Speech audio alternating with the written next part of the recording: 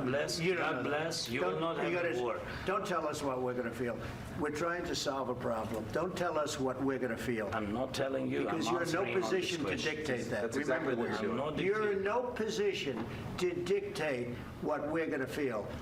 We're going to feel very You will good. feel influenced. We're going to feel very I'm good and telling very you, strong. You will feel influenced. You're right now not in a very good position. You've allowed From the yourself very- to be in a from very the bad very position, beginning and he of the happens war. to be right about From the it. very beginning of the war. You're not in a Mr. good Brown, position. I You don't was- have the cards right now. With us, you start having not playing cards. cards. Right now, you don't. I'm very You're playing serious, cards. Mr. President. You're I'm playing very cards. serious. You're I'm gambling the with the president lives of anymore. millions of people. You think You're you- gambling with World War What do you- III. what do you think You're about? gambling with What do you World think War about? III. And Yeah. what you're doing is very disrespectful to the country, this country, I'm that's with all backed you respect to your far country. more than a lot of people said very they respect. should have. Have you said thank you once this A lot entire of meeting? times. No, in this Even entire meeting, today. have you said thank Even you? today. You went to Pennsylvania and campaigned for the opposition in October. Offer some words of appreciation for the United States what of are you speaking America about? and the president who's trying to save your country. Please, you think that if you will speak very loudly about the war, you He's can... not speaking loudly. He's not Yeah. speaking loudly. Your country's Can I- in big can- trouble. can I Wait a answer? minute. No, Can you've I done a lot answer? of talking. Your country is in big trouble. I know. You're not I winning. know. You're not winning this. You have a damn We- good chance of we are coming out staying- okay because of Mr. us. President, we are staying in our country, staying strong from the very beginning of the war. We've been alone, and we are thankful. I said thanks You haven't in been this alone. cabinet, You and haven't not been only alone. in this We cabinet. gave you, through I this said thank stupid you. president, $350 billion. You voted We gave for you your military president. equipment, You and you voted men for are your brave, president. but they had to use our military. What about West If you didn't have You our invited military me- equipment, you invited if me you to didn't speak- have our military equipment, this war would have been over in 2 weeks. In 3 okay? days, I heard it from Putin. In 3 days, this is something Maybe new. less. In 2 weeks, of course, yes. It's going to be a very hard thing to do business like this. I Again, tell you. just say thank you. I said a lot of accept times that thank there, you accept to that- American people. Accept that there are disagreements, and let's go litigate those disagreements rather than trying to fight it out in the American media when you're wrong. We know that you're wrong. But you see, I think it's good for the American people to see what's going on. I understand, sir. I think it's I very understand. important. That's why I kept this going so long. You have to be thankful. You don't have the I'm cards. thankful. You're buried there. Your people are dying. tell you You're again, running I low know. on soldiers. Don't- Listen, don't please, you're running Mr. low on President. soldiers. It would be a damn good thing. Mr. And then President. then you tell us, I don't want a ceasefire. I don't want a ceasefire. I want to go and I want this.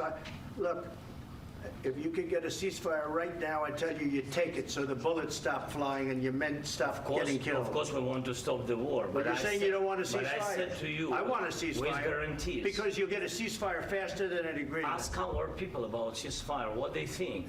That wasn't doesn't with matter me. for you what- That what wasn't this with me. nation- It That was wasn't with with you. a guy named Biden who was not a smart person. But this That is was your, with, this that was is with your Obama. president. It was your president. Excuse me. That was with Obama, who gave you sheets, and I gave you javelins. Yes. I gave you the javelins to take out all those tanks. Obama gave you sheets. In fact, the statement is Obama gave sheets and Trump gave javelins. You got to be more thankful, because let me tell you, you don't have the cards. With us, you have the cards.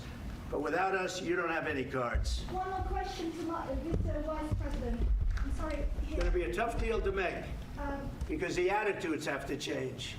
What if Russia breaks ceasefire? What if Russia breaks peace talks? What do we do then? I understand that it's a heated conversation right now. What are you but saying?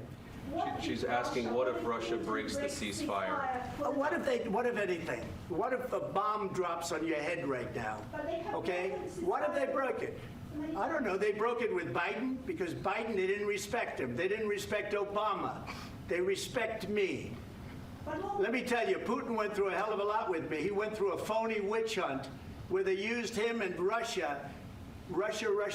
You ever hear of that deal? That was a phony Hunter Biden, Joe Biden scam. Hillary Clinton, Shifty Adam Schiff. It was a Democrat scam.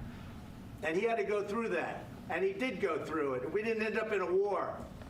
And he went through it. He was accused of all that stuff. He had nothing to do with it. It came out of Hunter Biden's bathroom.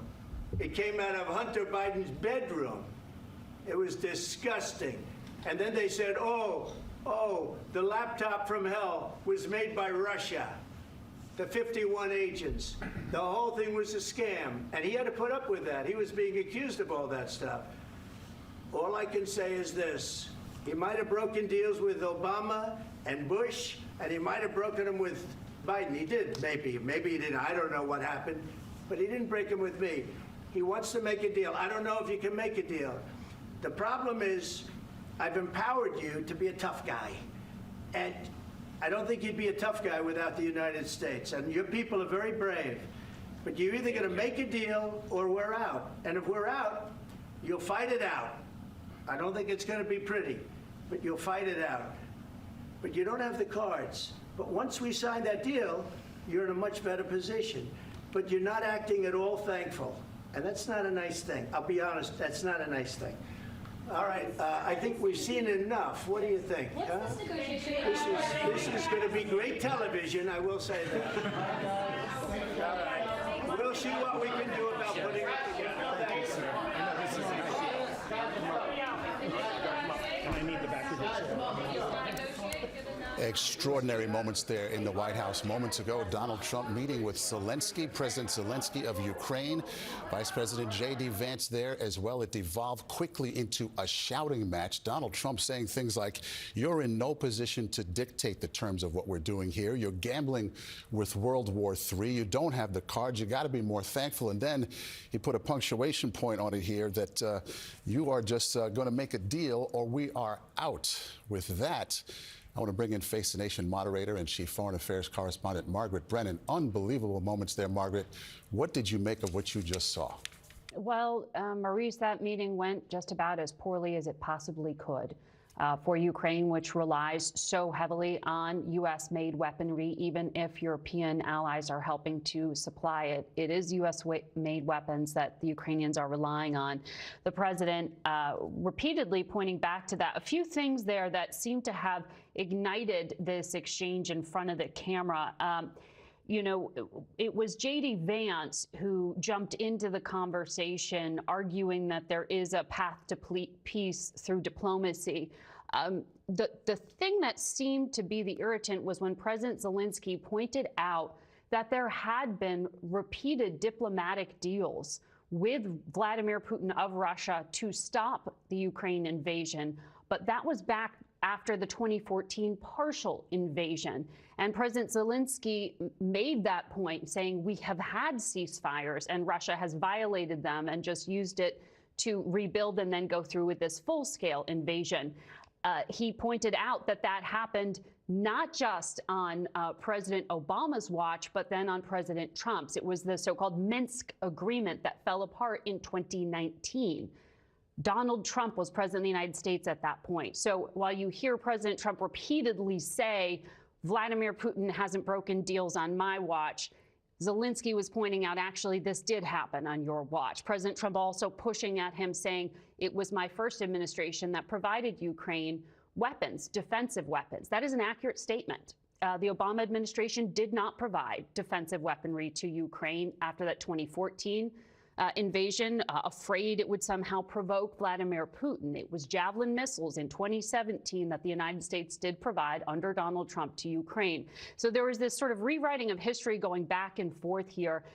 And it was J.D. Vance, the vice president, who jumped in, sort of defending Donald Trump and also saying to President Zelenskyy, you haven't been thankful enough. One other fact here that I want to go back to for the record, you heard President Trump say we gave $350 billion to Ukraine.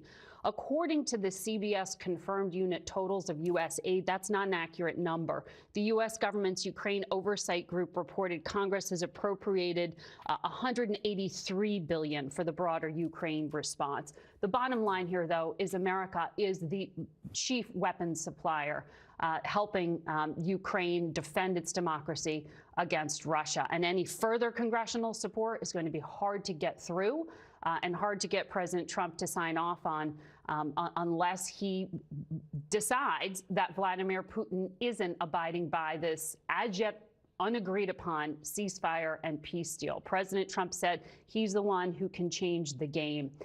But it was just really explosive here. And it was a punctuation point on a week where a number of European leaders, Maurice, have come to the White House to try to persuade President Trump that Europe isn't freeloading, that Europe is doing a lot, and that Ukraine is the victim here of Russian aggression, and that should be clearly stated. Remember, Maurice, before I hand it back to you, that it was a rewriting of the facts that we saw this week, with the President of the United States no longer wanting to say that Russia was the aggressor in this conflict. And it was Russia that invaded Ukraine in 2022. As the whole world would seem to know, Margaret, as we've been pointing out all week. Let's think about this here for a second, Margaret. The president of Ukraine came here to try to make a deal, to try to deal with President Trump on negotiating to give the United States some access to the returns, the funding from the country's special minerals that they have there. Instead, they started looking backwards. There was no looking forwards to what the deal or what the peace is going to look like in terms of security for Ukraine, in terms of dealing with Russia.